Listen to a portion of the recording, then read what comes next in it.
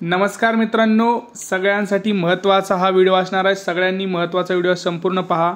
आता बघा, तुम्हाला माहिती आहे की आता 20 नोव्हेंबरला आता निवडणूक आहे आणि निवडणुकीच्या तोंडावरती कोणती योजना चांगली, महालक्ष्मी योजना चांगली का लाडकी बहीण योजना चांगली, किती पैसे कोण देणार आहात, आपण हे सगळं व्हिडिओमध्ये सांगणार आहोत। महत्त्वाचं काय तर लक्षात घ्या, तुम्हाला या दोन्ही योजना तुम्हाला समजून घ्यायच्या आहेत आणि कोणती योजना ही चांगली आहे तुम्ही आम्हाला कमेंट सेक्शनमध्ये तुम्ही सांगायचं आहे की कोणती योजना चांगली आहे, काय योजना चांगली आहे, तुम्ही कोणाला मतदान करणार आहात आणि मतदान कोणत्या निकषावरती तुम्ही करणार आहात, हे सगळं तुम्हाला इथे सांगायचं आहे। आपण आधी दोन्ही योजनांचं आपण कंपॅरिझन सुद्धा बघणार आहोत।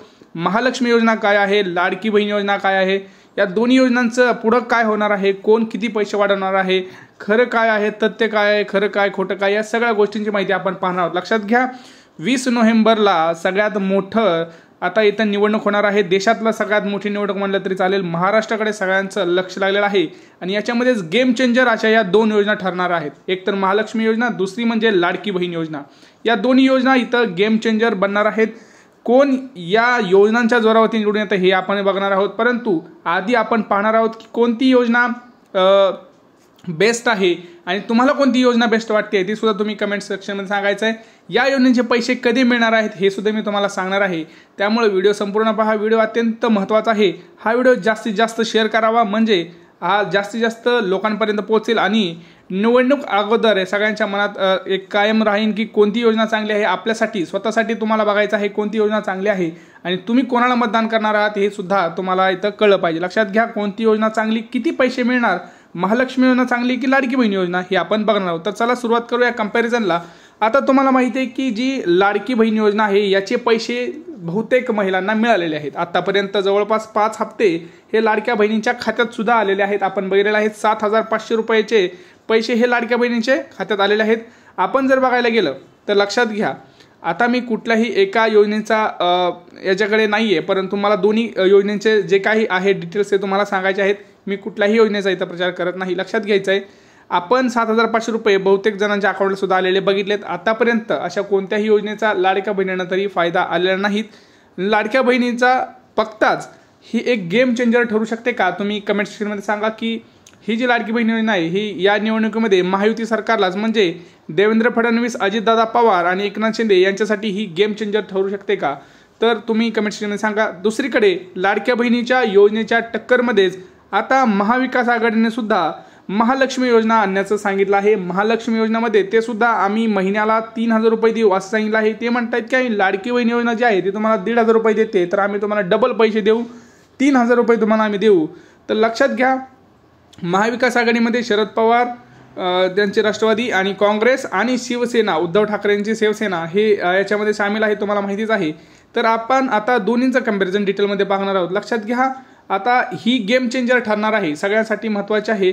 महालक्ष्मी योजनेमध्ये त्यांनी काय सांगितलं आहे की महिलांसाठी खूपच फायदेशीर ठरू शकतील महाविकास आघाडीच्या घोषणा। आता त्यांनी काही घोषणा दिलेल्या आहेत बघा, महाविकास आघाडीमध्ये महालक्ष्मी योजनेसाठी काही घोषणा दिलेल्या आहेत, ह्या आपण बघणार आहोत। यासोबतच लाडकी बहीण योजनेमध्ये अजून काही मोठ्या घोषणा केलेल्या आहेत, त्या सुद्धा आपण बघणार आहोत। ह्या दोन्हींचे पैसे कधी येणार हेही आपण सांगणार आहोत। ह्यांनी असा दावा केलेला आहे, लक्षात घ्यायचं, यांचा दावा आहे, आपला याच्याशी काही संबंध नाही। लक्षात घ्या, महाराष्ट्रात जन्माला आलेल्या प्रत्येक मुलीस आम्ही 18 वर्ष पूर्ण केल्यानंतर 1 लाख रुपये देऊ असं महाविकास आघाडीचं म्हणणं आहे। दुसरं म्हणजे काय तर महाराष्ट्रातील महिलांचा बस प्रवास आम्ही मोफत करू असं सुद्धा त्यांनी म्हणलेलं आहे। पूर्णपणे मोफत म्हणजे महाराष्ट्रात तुम्ही कुठेही जा, बसने आम्ही मोफत करू। आता अर्धा तिकीट आहे, तुम्हाला माहिती आहे। तिसरं म्हणजे ते काय म्हणतात की आम्ही दर वर्षाला 6 घरगुती सिलेंडर देऊ आणि 500 रुपयात देणार आहोत, म्हणजे 500 रुपयात 6 सिलेंडर। लक्षात घ्या, आता यालाच आपण आपण जर कंपॅरिझन बघितलं तर आपण जर बघितलं तर आता लाडकी बहीण योजना आहे, तसं मोफत गॅस सिलेंडर योजना आणली होती। त्याच्यामध्ये अजित पवारांनी सांगितलं की आम्ही वर्षाला 3 गॅस सिलेंडर देणार आहोत, मोफत देणार आहोत, तिथं 1ही रुपया लागणार नाही। हे म्हणत आहेत की आम्ही 6 देऊ परंतु 500 रुपयात देऊ। आता तुम्हाला इथं बघायचं आहे कोणतं चांगलं आहे। लक्षात घ्या, गॅसचं जर बघितलं आपण तर इथं पॉईंट आता आला म्हणून मी सांगितलं, दोन्हीचं कंपॅरिझन आपल्याला असंच करायचं आहे, कारण प्रत्येक पॉईंटला आपल्याला कंपॅरिझन करून आपल्याला तुमच्या मनात काय आहे हे जाणून घ्यायचं आहे आणि तुम्हाला खरं मतदान कोणाला करायचं आहे, कारण हे गेम चेंजर ठरू शकतं आणि खरंच हे कारण आहे का मतदानासाठी हे सुद्धा तुम्हाला ठरवायचं आहे। लक्षात घ्या, दर वर्षाला 6 घरगुती सिलेंडर मिळतात असं हे म्हणतात 500 रुपयात, तर महायुती म्हणत आहे की आम्ही 3 सिलेंडर मोफत देऊ। आता तुम्हाला कुठलं चांगलं वाटतं तुम्ही कमेंट सेक्शनमध्ये सांगा। हे म्हणत आहेत की आम्ही मोफत प्रवास पूर्णपणे करू, महाविकास आघाडी. तर आपल्याला माहिती की आता महायुतीच्या सरकारमध्ये अर्धा तिकीट चालू आहे. दुसरं म्हणजे काय की समृद्धी योजना जी आहे, तुम्हाला माहिती आहे की सुकन्या समृद्धी योजना, याच्यामध्ये सुद्धा लाडक्या जे काही महायुतीने म्हटलं आहे की आम्ही लखपती दिदी करणार आहोत, म्हणजे त्यांना जवळपास 1 लाख रुपये आम्ही वर्षाला देऊ. तर हे सुद्धा म्हणत आहेत की आम्ही सुद्धा 18 वर्ष पूर्ण झालं की मुलीला 1 लाख रुपये देणार आहोत. पुढं म्हणजे काय तर संजय गांधी निराधार योजनेची रक्कम आहे ती आम्ही 2000 रुपये असं करू, असं हे म्हणत आहेत. 1500 वरून 2000 रुपये. आणि एक एक्स्ट्रा पॉईंट हे असं म्हणत आहेत की महिला कर्मचाऱ्यांना मासिक रजा आम्ही देण्याचं सुद्धा तिथं आम्ही ठरवलं आहे. आता ह्या झाल्या महाविकास आघाडीच्या. आता आपण बघूयात महायुतीच्या काय आहेत. आता हेच लक्षात घ्या, महाविकास आघाडी म्हणत आहे की आम्ही 1 डिसेंबरलाच तुमच्या खात्यात 3000 रुपये पाठवणार आहोत आणि असा मेसेज तुम्हाला येणार आहे, असं महाविकास आघाडी म्हणत आहे.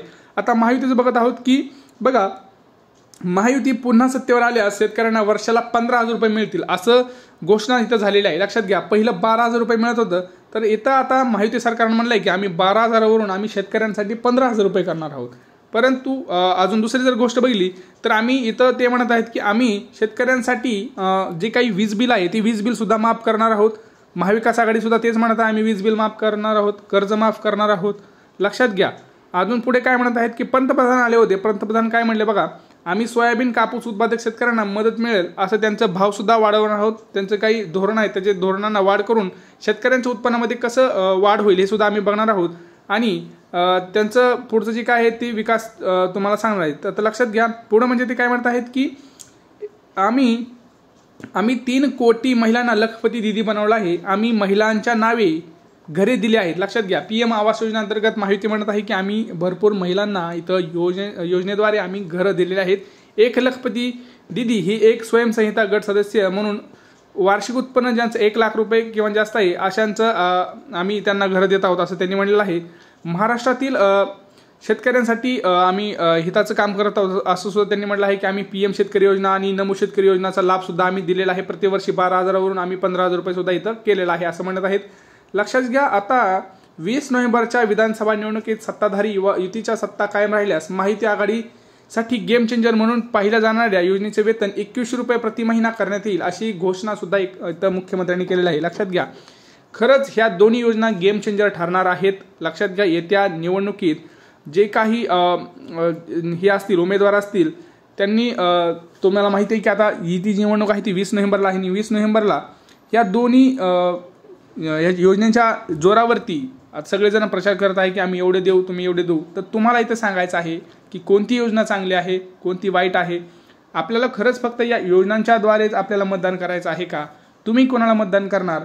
तुमचं निकष काय आहे मतदान करायचं हे तुम्ही कमेंट सेक्शनमध्ये नक्की सांगा. आणि व्हिडिओ हा जास्तीत जास्त शेअर करा म्हणजे सगळ्यांपर्यंत पोहोचणार आहे. कारण 20 नोव्हेंबर आता 2 ते 3 दिवसामध्येच आहे. आपल्याला योग्य निर्णय घेऊन योग्य सरकार पुन्हा एकदा सत्तेवर स्थापित करायचं आहे. तर लक्षात घ्या, बरोबर असं तुम्ही इथं तुम्हाला निर्णय घेऊन तुमचा कमेंट सेक्शनमध्ये सांगा की कोणती योजना चांगली आहे, महालक्ष्मी योजना चांगली आहे का लाडकी बहीण योजना आहे. तुम्ही कमेंट सेक्शनमध्ये नक्की कळवा. भेटूया पुढच्या व्हिडिओमध्ये. तोपर्यंत जय महाराष्ट्र.